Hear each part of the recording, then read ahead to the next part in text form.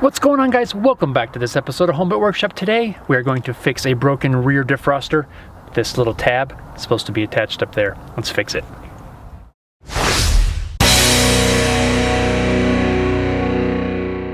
Have you ever discovered that your rear defroster tab has come unattached from the window and you think that it's broken forever? It is not broken forever. We're going to fix that today with this cool kit from Permatex. Let's head into the shop, take a look at this thing really quick, and then get this fixed. So this is the kit by Permatex that I am going to be using. This is not at all sponsored by Permatex, but I like this kit because it's basically two kits in one. It has a kit for re-gluing the window tab as well as a kit for fixing the grid lines. In this video, I will just be using the kit to re-glue the tab on my vehicle. Let's open this up and see what we've got in there. So really, there is all we're going to use. So in here, we've got some parts for the grid line repair, as well as the tab adhesive and the activator. For the tab repair, we're going to use this alcohol pad. We're going to use this activator towelette and this little packet of adhesive. Now this is an electrically conductive adhesive. That's what we're going to use to attach this little tab. The stuff in this little bag is going to be used for fixing the grid lines, except for this little piece of sandpaper. We're going to need that now. So enough yapping, let's get out to the vehicle, get this thing fixed. If you guys are needing a kit like this, I'm going to put a link in the video description. Come on. So you can see here that the wire is broken off. The tab is still in the connector. We need to first disconnect this. There's a little tab that you can press that pulls out. Now, using the sandpaper included in the kit, I want to clean off the back of the tab. This is really important so that we get good adhesion once we glue this thing on. I'm just sanding it down till it's nice and clean and shiny. Now I'm just going to very lightly clean off the surface on the window. I am not trying to remove any material. I just want to make sure that I have a good, clean surface so everything bonds nicely. Now we're going to take this alcohol pad, pull that out of there. We're going to clean the back of the tab, as well as the mounting spot on the window.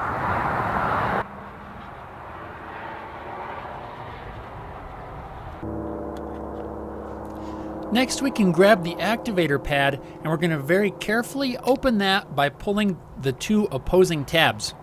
Now, the instructions are very clear in stating that you don't touch this green pad with your hands. I'm honestly not sure why, but I'm following the instructions and I'm not touching it.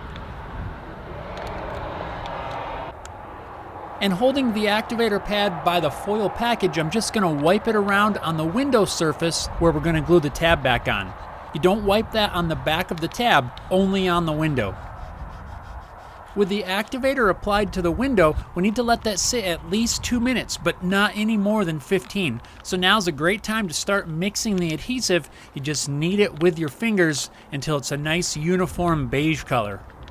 Just mix it around for a couple of minutes, and then you're ready to apply it. Do your best to make sure you don't get sidetracked now. You've already applied the activator to the window, and we only have up to 15 minutes to get this tab glued on. Now we can open the package and apply some of this stuff to the back of the tab. The instructions say just to apply a 1 drop to it. Be careful, it does come out pretty fast. Oh. And now we can just put our tab in place. We have to hold it for 1 minute. I would recommend doing a dry fit of this step before you apply any activator, just to make sure you can get it lined up in the right spot without fumbling around and smearing everything up. Now we need to just hold this thing in place for a minute or so to let the adhesive set up, but we can't turn it on for at least 24 hours. The epoxy has to have time to fully cure. It feels pretty solid. I've just got a multi-tester here. We're gonna just check continuity.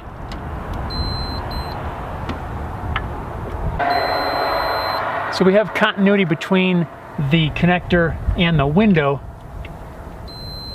So that's a good sign that things are going to work. But I'm going to let this sit for 24 hours before I even reconnect the wire. I don't want any unnecessary tension or anything pulling on this. I want to make sure that epoxy is good and cured before we reconnect it and turn it on. Now while that epoxy's curing, I want to point something out. In the instructions, it is very clear that the optimal temperatures for this kit is between 50 and 75 degrees. So I've been waiting and waiting for a day where our temperature is above 50 degrees. Thankfully today is one of those days, but if you're below 50 degrees, I cannot guarantee the results. I don't know what'll happen if you try to do this when it's really cold, or vice versa, really hot. So try your best to be within that temperature range, because I can't vouch for the results either way. I just know that I've been hanging on to this kit and waiting for the perfect day to make this repair, and today is that day. So now, we'll be back in 24 hours. All right, through the magic of television, welcome to 24 hours later. Let's get this thing finished up and test it out. So obviously, the connection part is really simple. It is just a matter of plugging this in, and everything feels secure still. Let's test it before we turn it on. I'm gonna go back to my multimeter with the continuity set to the beep.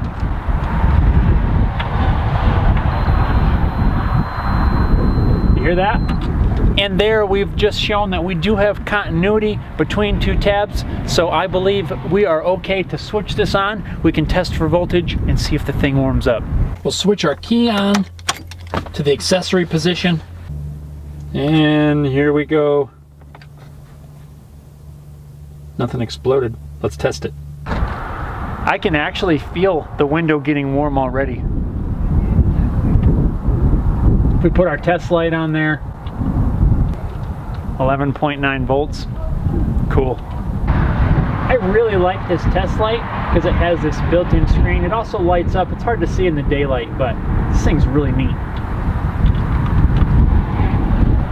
We're good.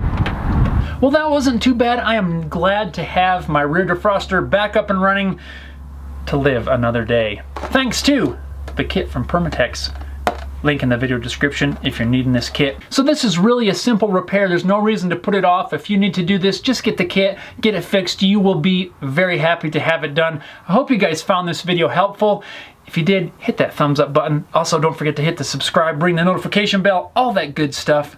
Thanks a lot for watching, guys. We'll see you next time.